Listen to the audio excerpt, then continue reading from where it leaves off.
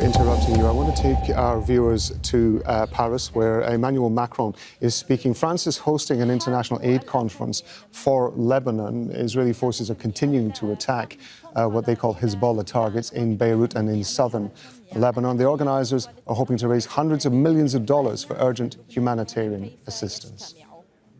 How the Lebanese are meeting to sort out the problems. This is an ambition, and we must be ambitious for those who love Lebanon and for those who are not only seeking the personal interest. I know that you are here for this main purpose. We talk about the war of civilization, a civilization that must be defended, but I don't think we can defend a civilization through brutal ways. I know there is a threat facing the civilization in Lebanon. There is a possibility for men and women from different religions and different backgrounds to live on the same territories for the same project. That's why Lebanon is quite important for the Lebanese.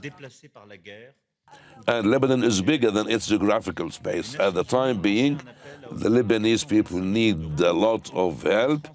We spoke about thousands of displaced people. The United Nations has called for 446 million euros, and France will provide 100 million for the treatment and nutrition of the children. We must find quick solution in order to avoid the displacement of people from the south of Lebanon to Beirut be a reason for more divisions within the Lebanese society. 1,200,000 people are now being displaced, and this is a cause of disability in certain areas, including Beirut. I know that there is a big solidarity proved by the Lebanese people, and this solidarity will help the Lebanese to do better. We need to guarantee such a solidarity.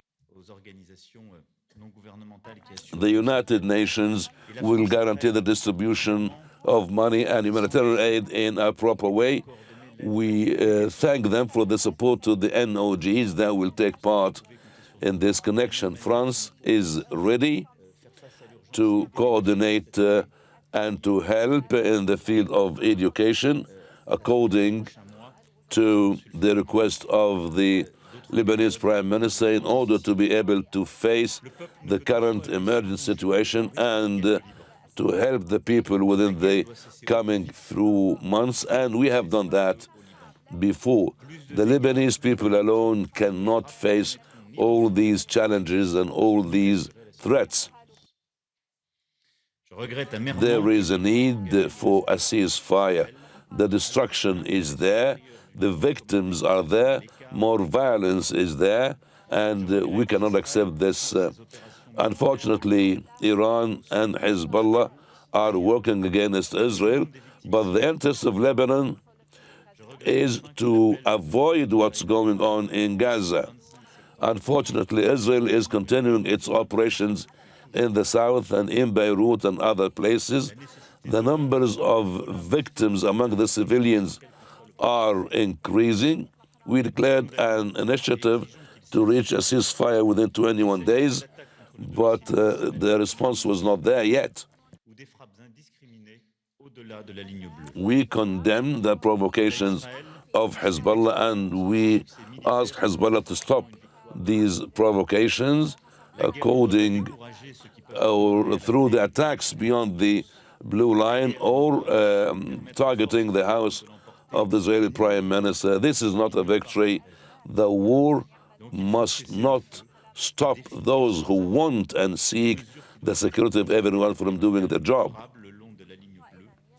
And a ceasefire must be reached, and the procedures that are needed must be there in order to restore calmness back and to allow the displaced people in Lebanon and Beirut to go back to their houses in security. This is a priority that necessitates our commitment, and we need to learn our lesson. We need to know that the current situation must not be there. The UN resolution 1701 must be applied completely amongst all the parties in order to reach peace and security and stability. We can depend on the United Nations, and we can depend on the commitments of the countries of the UNIFIL in order to do their job and to pave the way for the Lebanese army to be there on the Litani River. We must work according to this base, and the UNIFIL, with the current situation, can do the job.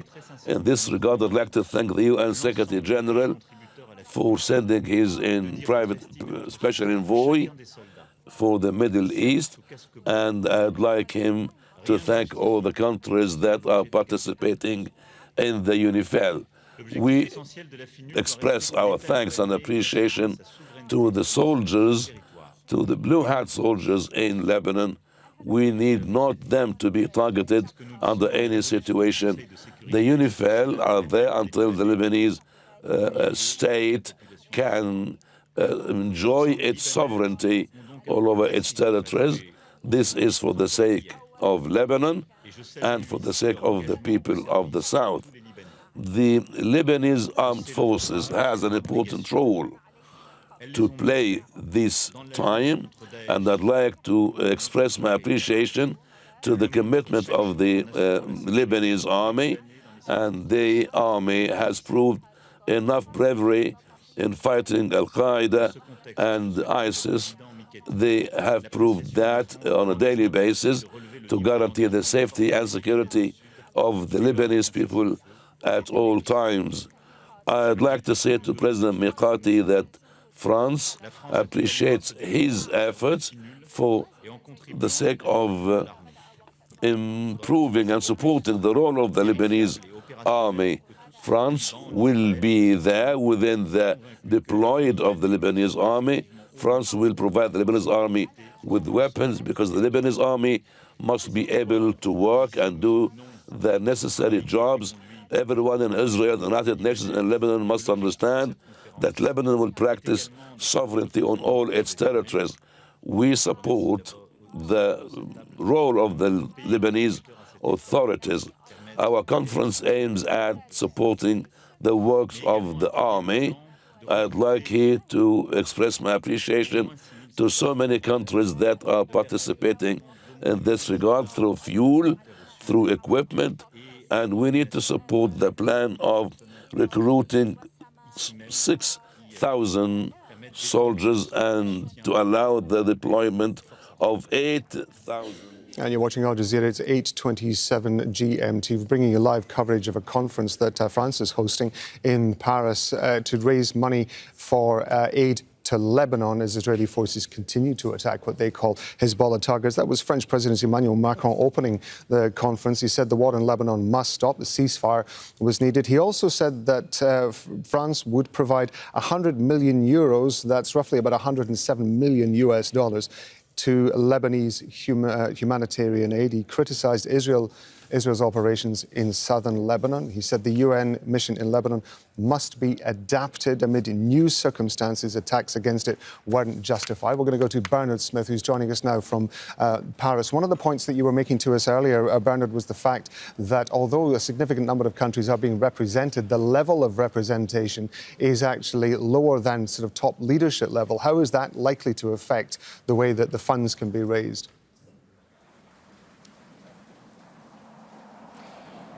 Well, I mean, it's quite a sizable contribution from the French. They're over $100 million. The UN says it needs $400 million immediately. The Lebanese government says it needs about $250 million a month. At the moment, it's got about 20% of the monthly funding it needs to provide the humanitarian aid for the 1.3 million people internally displaced in Lebanon by Israel's war on Hezbollah. Lebanon, Israel, you also heard Macron there calling for an immediate ceasefire. I think the French know, as most people know, that the only real influence that there is on the Israelis in terms of a ceasefire is from the US government. The French perhaps want to show they can still be effective brokers in the Middle East, even though they're a waning power in the Middle East and Africa. But there is the representation here, as you say, is not at the highest governmental level. There are 70-odd countries and international organisations represented here, but only at the more junior ministerial or ambassadorial levels. Antony Blinken, the US Secretary of State, he isn't here. But there are countries, nevertheless, the French say, look, they have got this initiative going, or at least trying to do something, and there will be, they hope, some pledges from the countries here to at least plug that funding gap. Bernard, thank you very much indeed. Bernard Smith talking to us from Paris there. Make sure to subscribe to our channel to get the latest news from Al Jazeera.